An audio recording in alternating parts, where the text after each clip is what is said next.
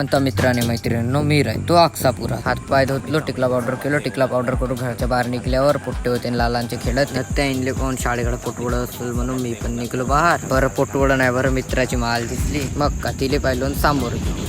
मित्रांनो, हा आमच्या गावचा भूतिया बंगला. मग बंगल्यातून सिद्धा बस स्टॉपवर गेलो. बस स्टॉपवर गेल्यानंतर शाळेकडे गेलो. शाळेकडे गेल्यानंतर एक पण पोटवड नाही दिसला. मग वापस बस स्टॉपकडे आलो. बस स्टॉपवर अर्धा एक घंटा बसलो, एक पण पोट्टा नाही दिसला. 15-20 मिनिटानंतर आक्सापूरचा रायडर आला. रायडरच्या मागेच भाऊ घेऊन आले. भाऊकडे गेलो मी. मग व्हॉलीबॉल खेळासाठी अंदर चालले गेलो.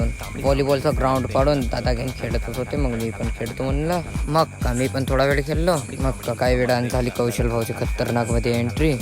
कौशल भाऊच्या मागत झाली आऊची एंट्री.